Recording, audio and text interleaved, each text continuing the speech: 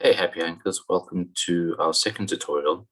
Today we're basically going to try and have a go at this challenge called Simple Array Sum. It's a very easy challenge. But before we do that, I just wanted to extend our instruction to HackerRank a little better. Obviously, the last tutorial I ran through most of the features, but there's some features that I thought were worth mentioning. So last time around, what we didn't have was points. So like I mentioned, you get points for each challenge you tackle. In the last challenge, we obviously did the Solve Me, which is worth 1 point. And what that does is that will basically put you on the scoreboard. In this particular challenge, you'll see that this one's worth 10 points. And so when we complete it, we'll go to 11 points and get closer to our target, which is basically our first badge in the problem solving category, which requires 30. Now, each category becomes more difficult to get as you acquire more points. So the next level will probably be a lot more than 30, maybe 100, if say, for example. Not too sure, but yeah. So there's also always like a next target to achieve, which is pretty cool. On the right-hand panel, you'll see that, like I mentioned last time, it is basically easy.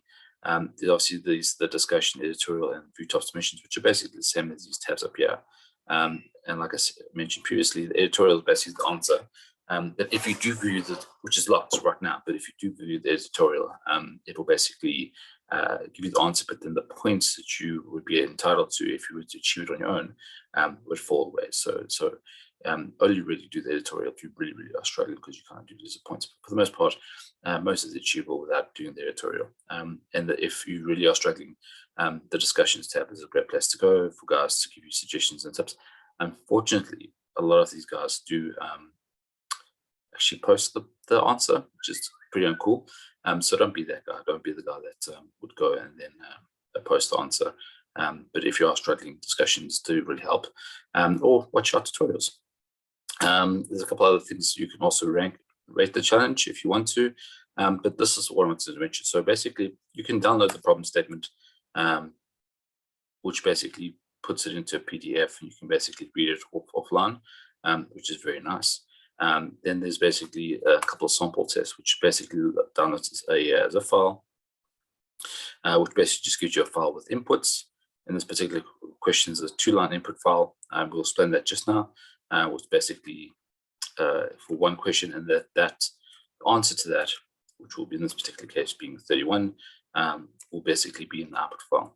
So if you want to basically test it in your own IDE offline from HackerRank, and then copy and paste or post the answer to this, then you can do that as an option. Not really necessary for the easier challenges, but some of the more tricky ones, you might want to do that, especially when you're trying to hit some of the corner cases. And then basically, if you have any like suggested edits, basically you pick up a spelling error or something illogical, you're welcome to post them suggested edits.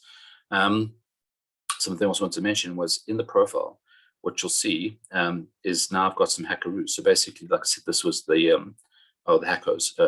Basically, it's their currency. And if you basically want to unlock some of the test cases, you need to kind of pay that. But as you answer more questions, you get them. So it's a nice balance between earning them and spending them to kind of move along the profile.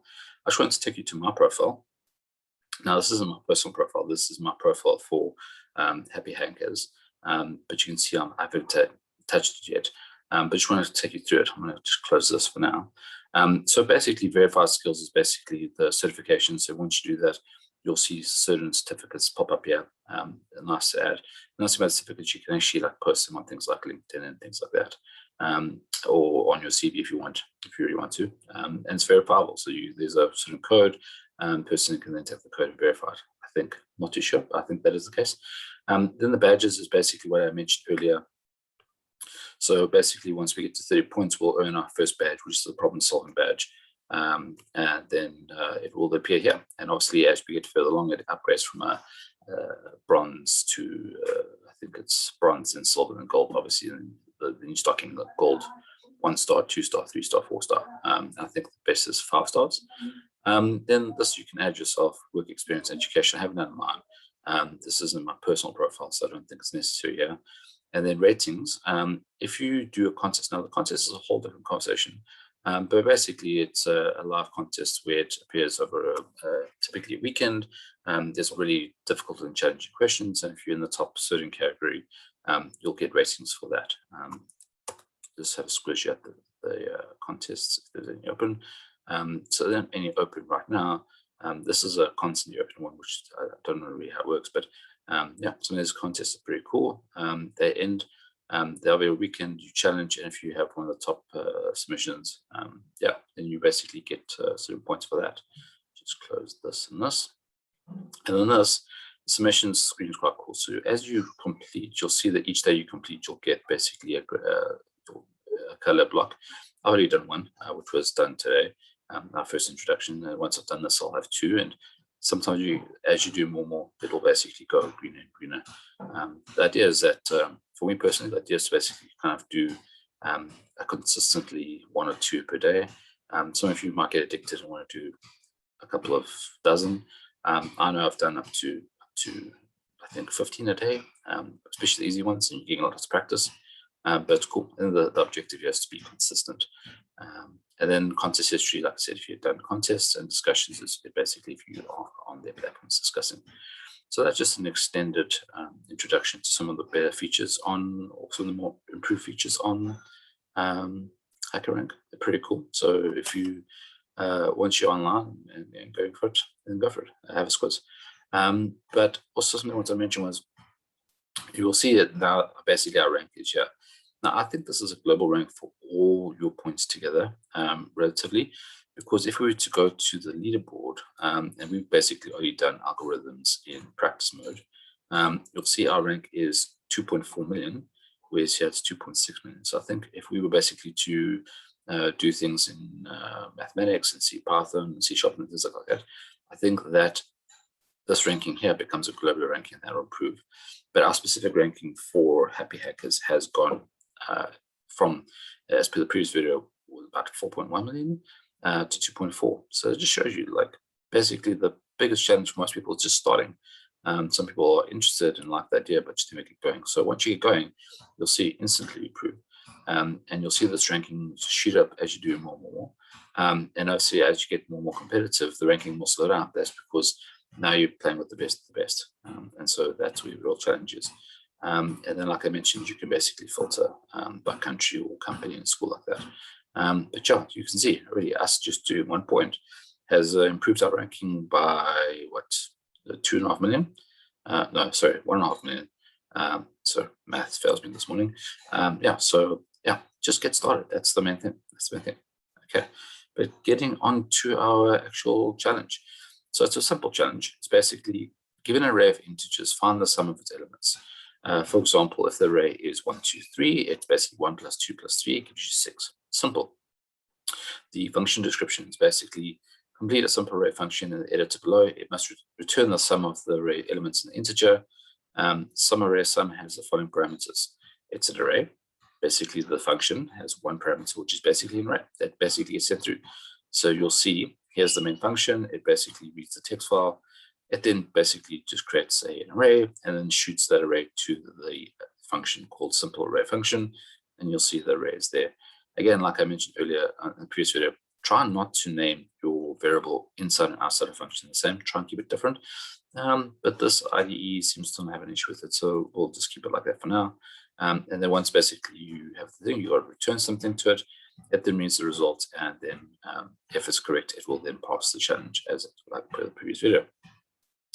So the input format, like I mentioned earlier, if you had saw that input file, it was 2 lines. Basically, the first line contains an integer in, which basically denotes the size of the array. So basically, how many numbers are inside that array. The second one is actually the actual array, which is space-oriented integers or space-separated integers representing the array elements. So, for example, in our text file that we downloaded earlier, it's basically an array with 6 items in it, and here are the 6 items: 1, 2, 3, 4, 5, 6. Simple. And if you add up these numbers, it will give you the answer of 31. Okay. Again, the constraints. So basically, n will never be less than 0 and never be greater than 1,000. So this number will never be less than 0, never be negative. and it'll never be over 1,000. So you'll never have an array with more than 1,000 items, and you'll never have a negative, well, it's impossible to have an array with negative number of elements in it. So logically that will happen. And the numbers inside the array, so basically these numbers here, will have the same constraints. They will never be negative, which is great, and they will never be greater than 1,000, which keeps it pretty simple. And the objective is basically just to print the sum of the arrays. Okay, so the explanation is basically we add 1, 2, 3, 4, 10, 11, gives us 31. That's pretty simple.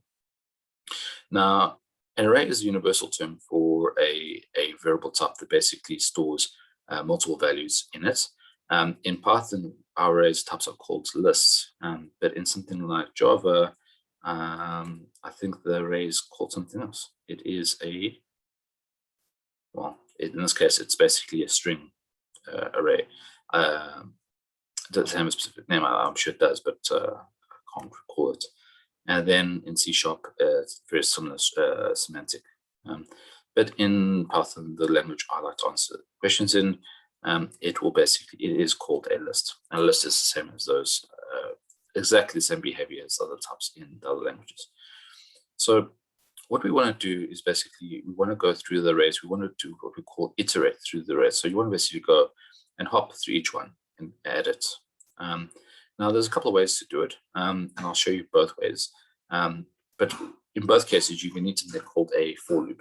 So it's basically for x in whatever, and it basically will hop through. So in our cases, what we want basically is for the value in our array.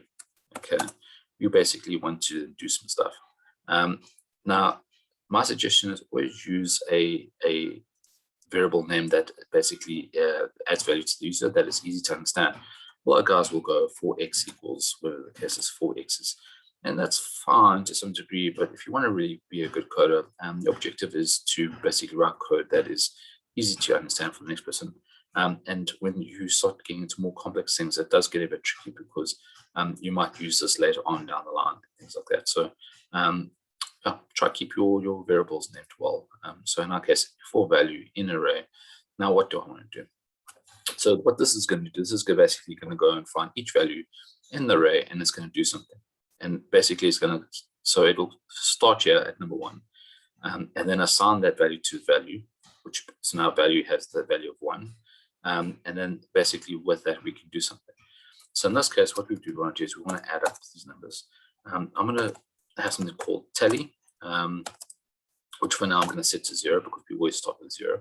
And every time we basically go and pull a number out of the array, I want to basically lob it in, add it to the tally. So in this case, what I'm going to do is I'm going to say tally equals tally plus value.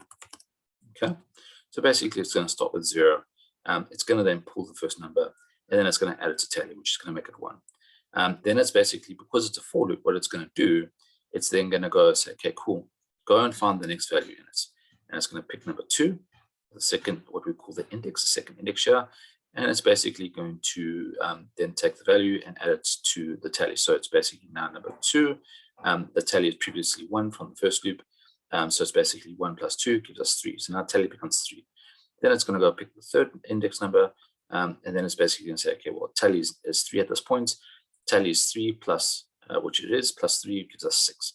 And that becomes 6, and so on. And then basically, once it's done, it will exit the loop. It will exit these 2 lines, and then basically tally will return a state. So now tally, in theory, will equal 31. So we can then just simply return it. Now, this is my way of doing it, my preferred way of doing it. It's not the other way. There are other ways that do work, but for me, technically, they are a bit flawed. And like I said, when you get more complex situations, you can run into situations. So I'm just going to do this. I'm just going to run this one now. It should pass the test. And it does. We basically have one simple test case, and it works, and I can submit it, and I can get my points. But another way of doing it is basically we could iterate through the array using what we call the length function. So basically, it's basically going to, but then it becomes more complicated because now I've got to use something called the range function. And basically, what it does is it doesn't specifically identify the items inside the array. What it does is basically measures the length. In this particular case, it's 6. And it basically says, well, I'm not going to focus on it. I'm basically going to then just basically go and count 1, 2, 3, 4, 5, 6.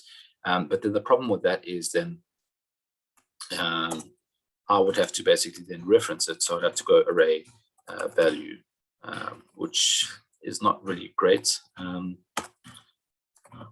Sorry, square bracket show value is the value looking for it. Now basically I've got to add a parameter to it, which basically makes it a bit more complicated, which is a bit unpleasant. So for me, it's you adding a whole bunch of stuff that is really necessary. The shorthand is basically just go through the array itself. It's a lot easier. The other way will work, but yeah, like I think this is the simplest solution to this. Yeah, so it worked. We're going to basically now submit it. And now what you'll see is in the first case, we only had one test case, but now we've got 3, and you'll see these are hidden. So in order to unlock these, if, for example, we failed it, we would actually have to then basically spend some of these hackers, which isn't necessary in this case. In this case, it was a pretty simple question. We didn't need to lock it. What it'll do is basically we'll just unlock this stuff for you, and then you can actually download it and work on it on a separate IDE if needed. Yeah, so that's simple enough. We'll probably have a situation down the line where I'm going to bump my head and fail a couple of these tests, and I'll probably fail for one or two reasons. Either it's going to give me the wrong answer, or it's going to take too long to run. So what HackerRank does is also tests that your program is running as efficiently as possible. And there's some ways of already answering something, but just not as best performance based as well. So yeah, that's pretty much it for today. Thanks for joining us, and yeah, we hope to see you soon.